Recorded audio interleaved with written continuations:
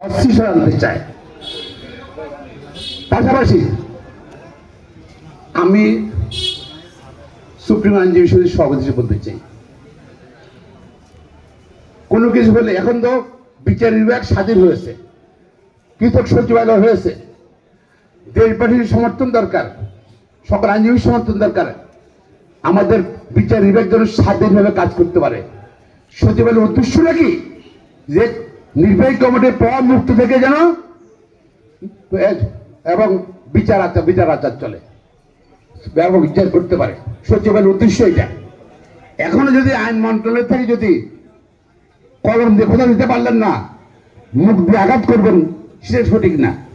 আমি মনে করি মাননীয় উপদেষ্টা বলেন আর যেই বলেন, বাইরের লোক যদি মাধ্যমে বা কোনো বক্তব্য যদি সুপ্রিম কোর্টের বিচারপতি এটা করলো না এটা করলো না কেন, এটা clear contempt of court, clear contempt of court.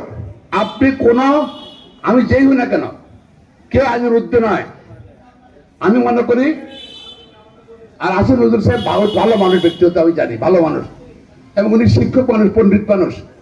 উনি তো চিন্তা ভাবনা করে বিচারপতি বিচার কি করলো না করলো, আদর ওনার সঙ্গে আলাপ করে আদর দেবে নাকি অন্য কোনো নেতার সঙ্গে আলাপ করে আদর দেবে? তাহলে বিচার বিভাগের স্বাধীনতা কোথায় রইল? যদি সরকারের পরামর্শ অনুযায়ী যদি সুপ্রিম কোর্টের মাননীয় বিচারপতিরা যদি আদরটা যদি প্র্যাকটিক্যালি আপনার চাচ্ছেন যে নির্বাহী বিভাগের যদি থাকুক বিচার বিভাগ, তাহলে সে সচিবালয় করার পার্থক্য মানেটা কি? স্বাধীন ব্যবস্থার মানেটা কি? আমি অনুরোধ করছি, সবাই অনুরোধ করছি, আপনি মন্তব্য করবেন না। কোর্টের এখতিয়ার আছে, কোর্ট দেবে। তারপর সরকারের এখতিয়ার আছে, সরকার রাষ্ট্র সুপ্রিম কোর্টে যাবে। তার সে মন্তব্য আমরা আশা করি না। আইনজীবী কোন বিচারপতি জামিন দিবে, সে জামিনের আসামি বের হয়ে আবার এটা করবে ওইটা করবে ওইটা করবে, বিশ্বযুদ্ধ লাগাই দিবে, যার সাথে এটা কনক না, এর চলে যান না। সে কেউ জানে বিচারপতির আইনজীবী কোন আইনজীবী মামলা করবে, যে কোনো না। আমি মনে করি আইনজীবীর কাজটা কি আইনগত সহায়তা দেওয়া। সে খারাপ লোক হোক ভালো লোক হোক, এখানে তার ভূমিকাটা কি? যদি সে তার সহায়তা না দেয়, সর্বোচ্চ পেশা সর্বোচ্চ মেধাশালী পেশা যদি সর্বোচ্চ ব্যবহার না করে, এটা হলো আননীতিকাল হবে, প্রফেশনাল মিসকন্ডাক্ট হবে। সুতরাং বাইরে যারা এরকম ফেসবুকে লিখে দেন, সমালোচনা করেন, গণমাধ্যমে বলেন, আমি মনে করি এটা আমাদের উচিত না।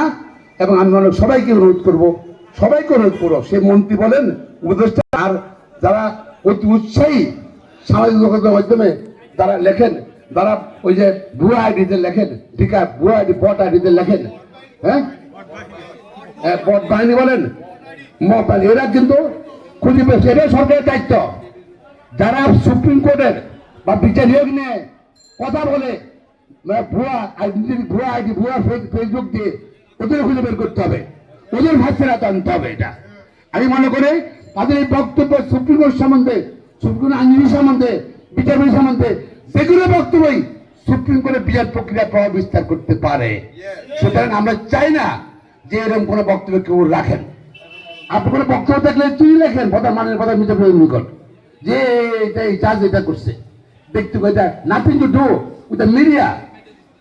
আপনাদের এখন যেটা হলো ওসমান হাদির মৃত্যুর পরে এই ঘটনাগুলো দেখেন, একদিক দিয়ে প্রথম আলোতে ডেইলি স্টারে আক্রমণ, তারপর আমাদের ওই যে নিউজের সম্পাদককে টানে ইচ্ছা করা।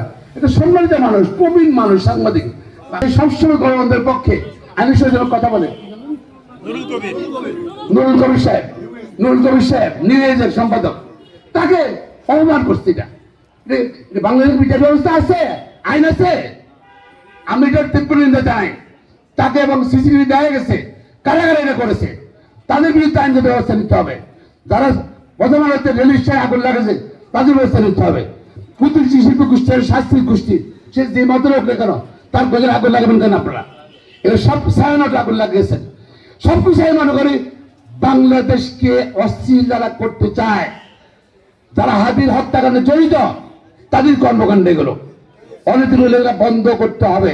এবং সরকারের দাবি জানাই, যদি না পারেন ক্ষমতা ছেড়ে দেন।